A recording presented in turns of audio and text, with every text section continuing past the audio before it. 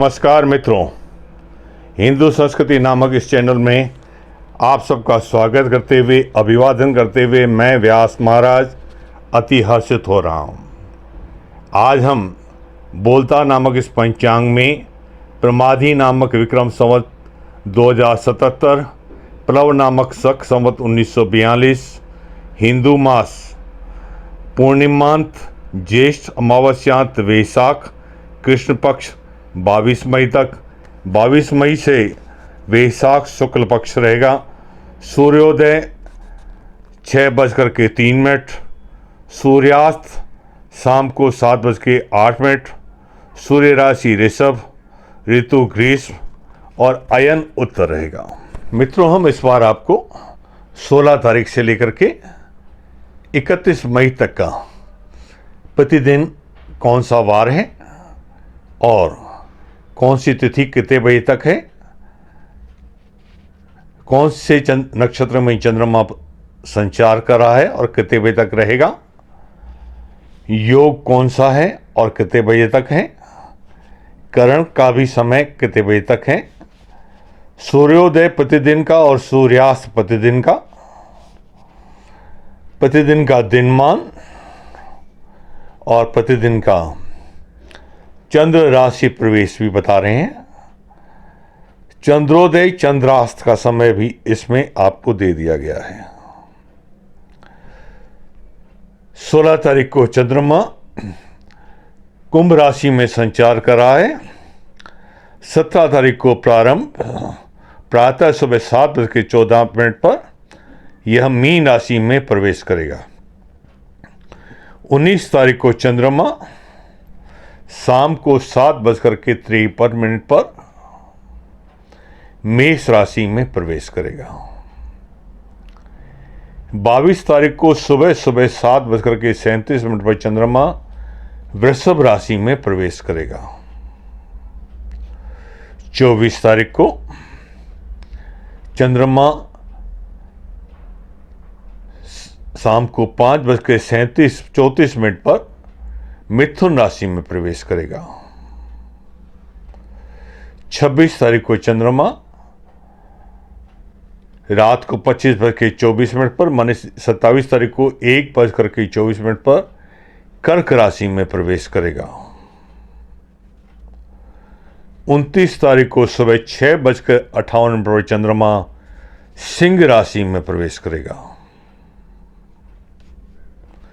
और 31 तारीख को प्रातः 10:19 पर चंद्रमा कन्या राशि में प्रवेश करेगा।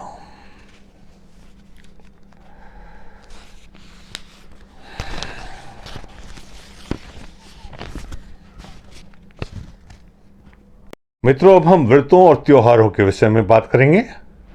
तो सबसे पहले तो मैं आपको बता दूं, एकादशी का व्रत 18 मई को रहेगा, अपरा एकादशी का व्रत रहेगा, और प्रदोष का व्रत 20 तारीख बुधवार के दिन रहेगा। इसके साथ ही 16 और 17 को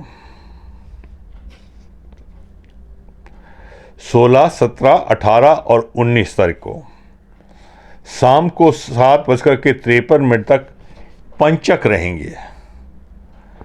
पंचक के बीच में जो भी कार्य होता है उसके पुनरावृत्ति होने की आशंका बनी रहती है।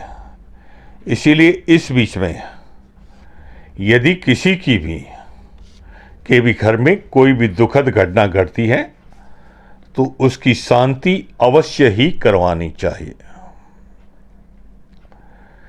साथ ही मित्रों, 16 तारीख को रात को 11:31 से 17 तारीख को दोपहर 12:43 तक भद्रा रहेगी। भद्रा के अंदर जो भी शुभ कार्य किया जाता है इसका पुण्य फल समाप्त हो जाता है।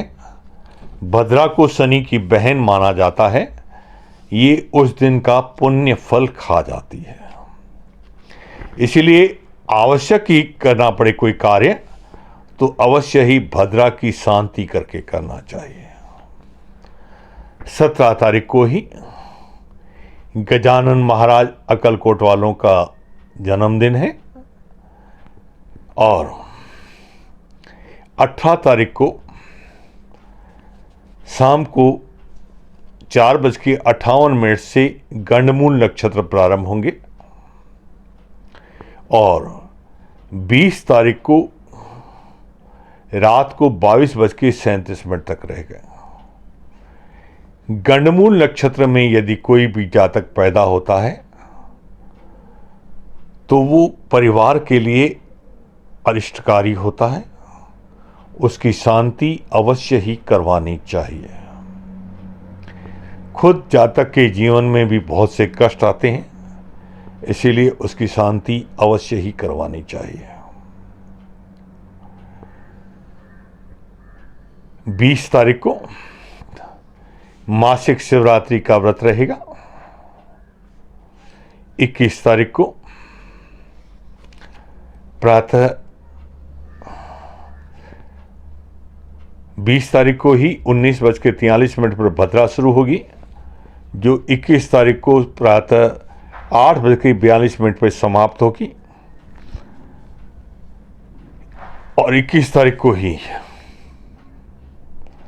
रात को 25:03 यानी कि 22 तारीख को रात को 1:03 से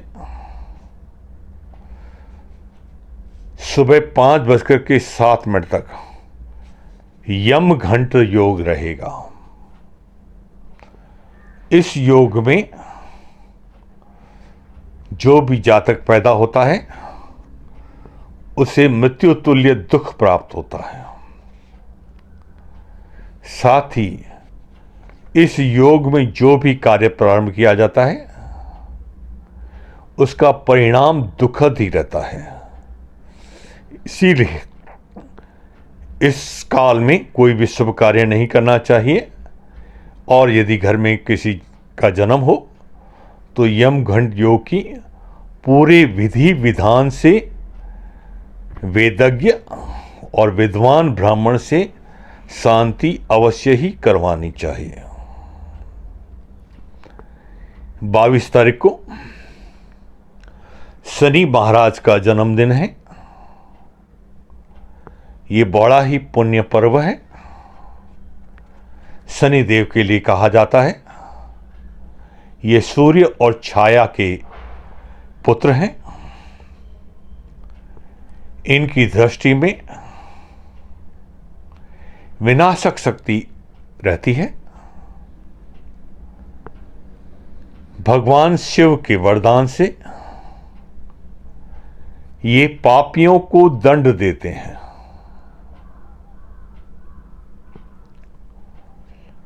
इसीलिए ये पर्व पाप शांति के लिए अति उत्तम रहता है। शनि महाराज का एक ही स्वभाव है, ये जहां दृष्टि डालते हैं वहां से पूरा रस सोख लेते हैं। यदि किसी के जीवन पर इनकी दृष्टि कुदृष्टि पड़ जाए तो उसके जीवन से पूरा रस ही छीन लेते हैं। ये ही कारक होते हैं अकाल के, अल्पवृष्टि के, सूखा पैदा करने के। ये जीवन में भी सूखा डाल कर देते हैं। इसीलिए इनके जन्म के समय, जन्मतिथि पर इनकी पूजा अवश्य करनी चाहिए और साथ ही प्रार्थना करनी चाहिए कि हमारे जीवन से जीवन रस नष्ट न हो। इसी दिन जो अमावस्या पक्ष में वट सावित्री व्रत करते हैं उनके लिए वट सावित्री व्रत भी है। संत ज्ञानेश्वर महाराज का जन्मदिन भी है, भावुक अमावस्या भी है और इसी दिन रात को 3:09 पर, माने 23 तारीख को रात को 3:09 पर सुबह 5:07 तक यम घंट योग भी रहेगा।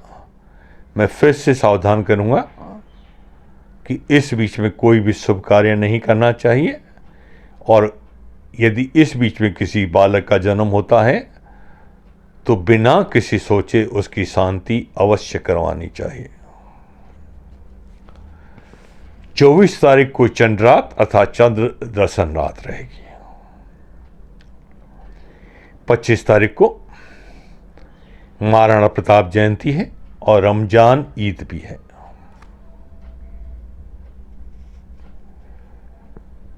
26 तारीख को विनायक चतुर्थी है। भद्रा दोपहर को 1:17 से 26 तारीख को रात को 1:09 तक रहेगी। इस दिन सुबह को 5:06 से सुबह 7:02 तक फिर यम घंट योग आया है। 27 तारीख को जैन मतावलंबियों के लिए श्रुति पंचमी का पर्व है, और इसी दिन व्यतिपात महापात भी है।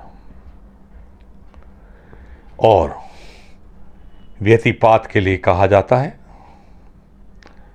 कि इसमें जो भी पुण्य कार्य किया जाता है उसका अनंत गुना फल प्राप्त होता है। व्यतिपात की उत्पत्ति सूर्य और चंद्रमा की क्रोध से हुई थी। ये उसी समय क्रोध में भी था और भूखा भी था। ये संसार को खा जाता, पर सूर्य और चंद्रमा ने इसे वरदान दिया कि इस दिन जो लोग दान देंगे उस दान से उन्हें अक्षय तृप्ति प्राप्त होगी और तुम्हारी भी क्षुधा शांत होगी, और उनके लिए तुम पुण्य फलदायी बनोगे। और जो कोई इस समय दान पुण्य नहीं करता, व्यतिपात उनके जीवन में से सुखों को छीनने लगता है। 28 तारीख को साईं टेवराम जी की पुण्यतिथि है, अरण्य षष्ठी भी है। इसी दिन विंध्यवासिनी देवी की पूजा होती है, और इसी दिन महाक्रांतिकारी वीर सावरकर, दामोदर सावरकर का जन्मदिन भी है। ये परम महान सेनानी रहे हैं, और इसी दिन प्रातःकाल 7:27 से गंडमूल नक्षत्र प्रारंभ होते हैं। गुरु पुष्यामत योग भी सुबह 6 बजे से 7:27 तक रहेगा, और 7:27 से गंडमूल नक्षत्र प्रारंभ हो गए। और इसी दिन व्यतिपात महापात सुबह 6:36 पर समाप्त हो जाएगा। 29 तारीख को रात को 9:56 पर भद्रा प्रारंभ होगी और गंडमूल नक्षत्र रहेगा।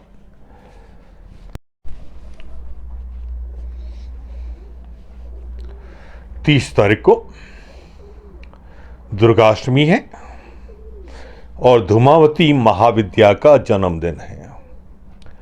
ये देवी दरिद्रता की देवी कहलाती है। इस दिन इनकी शांति अवश्य ही करनी चाहिए, इनकी पूजा अवश्य कर इन्हें घर से विदाई देनी चाहिए। 30 तारीख को सुबह 6:03 पर गंडमूल नक्षत्र समाप्त होंगे और भद्रा सुबह 9 बजे समाप्त हो जाएगी।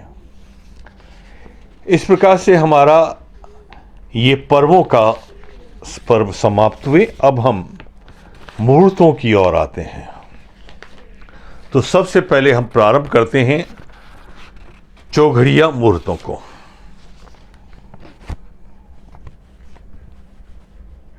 तो चौघड़िया मुहूर्त सुबह 6:03 से पहला प्रारंभ होकर के 7:41 तक रहेगा। 7:41 से 9:19 तक दूसरा रहेगा और 9:19 से 10:57 तक तीसरा चौघड़िया चलेगा। 10:57 से 12:35 तक चौथा चौघड़िया चलेगा और 12:35 से 14:13 तक अगला चौघड़िया रहेगा और 14:13 से 15:51 तक माने 3:51 तक छठा चौघड़िया रहेगा। दोपहर 3:51 से शाम को 5:29 तक सातवां चौघड़िया चलेगा और शाम को 5:29 से 7:08 तक आठवां चौघड़िया रहेगा। इसी दिन रात के चौघड़िए इस प्रकार रहेंगे। इन दिनों में 7:08 से रात को 20:29 तक रात का पहला चौघड़िया रहेगा और 20:29 माने 8:29 से 9:51 तक दूसरा चौघड़िया रहेगा। रात को 9:51 से 11:13 तक तीसरा चौघड़िया रहेगा। 11:13 से 24:35 तक माने दूसरे दिन की रात के 12:35 तक चौथा चौघड़िया चलेगा। 12:35 से 1:57 तक पांचवा चौघड़िया रहेगा। 1:57 से 3:19 तक छठा चौघड़िया चलेगा। 3:19 से 4:41 तक सातवां चौघड़िया रहेगा। 4:41 से सुबह 6:03 तक रात का आठवां चौघड़िया चलेगा। मित्रों, ये हमने आपको चौघड़ी के बारे में बताया। इसमें हमारे समय जो हम दिखाते हैं रात को 12 बजे के बाद में 25 घंटे 26, 27, 28, प्राय लोग कहते हैं ऐसा होता नहीं है। मैं आपकी बात से पूरी तरह से सहमत हूं, परंतु हमारी हिंदू संस्कृति दिन का परिवर्तन सूर्योदय से सूर्योदय तक एक दिन मानती है। हमारे हिसाब से दिन दूसरे दिन की सूर्योदय से बदलता है। हम जो वार भी कहते हैं, यदि आज सोमवार है तो मंगलवार के सुबह सूर्योदय तक सोमवार ही मानते हैं, वो ही दिन मानते हैं। इसीलिए हम इसमें प्राय पंचांग में इस प्रकार से समय दिखाया करते हैं। अब हम आते हैं राहु काल के लिए।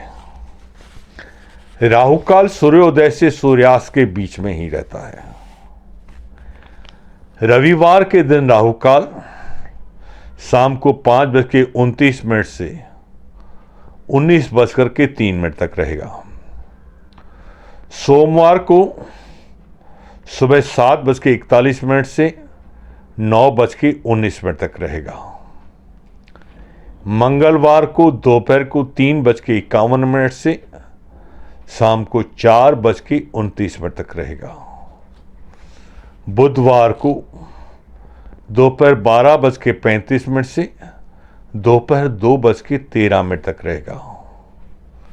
गुरुवार को दोपहर 2:13 से 3:51 तक चलेगा। शुक्रवार को प्रातः 10:57 से 12:35 तक रहेगा और शनिवार को सुबह 9:19 से 10:57 तक राहु काल रहेगा। विवाह मुहूर्त इन दिनों में 17, 18, 19, 23 और 24 तारीख को रहेंगे। वास्तु शांति के लिए 18 तारीख, 27 तारीख और 28 तारीख अच्छी मानी गई है। मित्रों, आपको हमारा ये प्रयास अच्छा लगा हो तो अवश्य ही हमारे इस चैनल को सब्सक्राइब करिए, लाइक कीजिए और अपने मित्रों को भी शेयर कीजिए ताकि ज़्यादा से ज़्यादा लोग इसका लाभ उठा सकें। हिंदू संस्कृति के प्रचार और प्रसार के लिए आपका ये इस प्रकार का सहयोग आवश्यक है और हमारे लिए बहुत ही मूल्यवान है। धन्यवाद।